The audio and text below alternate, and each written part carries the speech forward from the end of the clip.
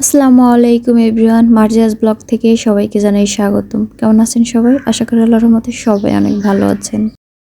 এটা ছিল গত শুক্রবারের ভিডিও, যেই দিন আমরা বাসাতে গরুর ভুঁড়ি নিয়ে আসছিলাম।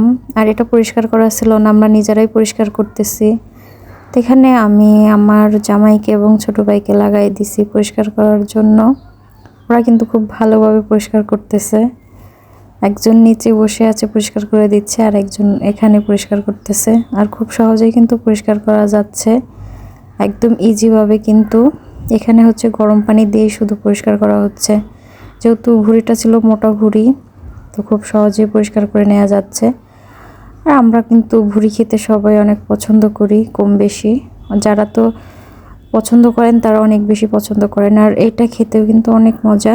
তো আমি তো এটা বলতে একদম এত পছন্দ করি বলার মতো না। তো অনেক দিন ধরেই খেতে ইচ্ছা করতেছিল, কিন্তু ভাবমতো পড়তেছিল না। আর এখানে দেখেন ছোট ভাইটাও কাজ করতেছে, আর সবাই অনেক আনন্দ করে মজা করে এই কাজগুলো করতেছে। যে কত সুন্দর পরিষ্কার হয়েছে।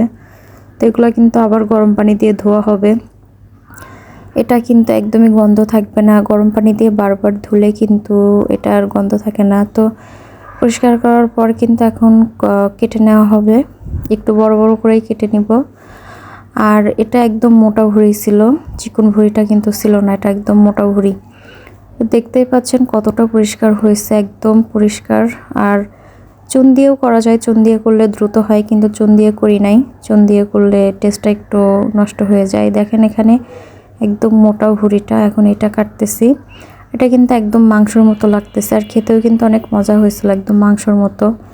আর যেহেতু মোটা ভুঁড়ি সেহেতু কিন্তু খেতে ভালো লাগে। তো যাই হোক, কিন্তু একটা জিনিস যে মোটা ভুঁড়িতে কিন্তু তেল থাকে না এক্সট্রা, তো এক্সট্রা তেল কিনে নিয়ে আসতে হয়। তো আমরা এক্সট্রা তেল আর কি নিয়ে আসিনি, এখানে শুধু ভুঁড়িটাই নিয়ে আসা হয়েছে। দেখেন কত সুন্দর, আর একদম গরুর মুরগির মাংসের মতো লাগতেছে। তো সব কিছু কাটার পর কিন্তু এখন হচ্ছে মাখানো হবে। আর মাখানোর কাজটা সচরাচর আমার হাজবেন্ডই করে, ও খুব ভালো রান্না করতে পারে। তোকে দিয়ে রান্নাটা করাবো।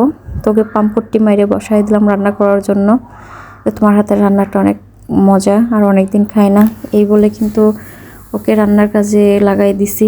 আর এখানেও সুন্দর করে সব ধরনের মশলা, পেঁয়াজ, মরিচ দিয়ে নিচ্ছে, তারপরে কিন্তু হাতে মাখাবে।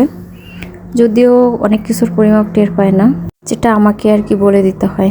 যাই হোক, এখানে হলুদের গুঁড়া, মরিচের গুঁড়া, আদা বাটা, জিরা বাটা, মশলা, গরম মশলা বাটা, তারপরে কাঁচামরিচ, পেঁয়াজ, রসুন সব কিছু দিয়ে তারপরে পরিমাণ মতো তেল দিতে হবে। তেলের পরিমাণটা এখানে বেশি দিতে হবে, কারণ যেহেতু এক্সট্রা চর্বি নাই, তো তেলটা একটু বেশি দিতে হবে।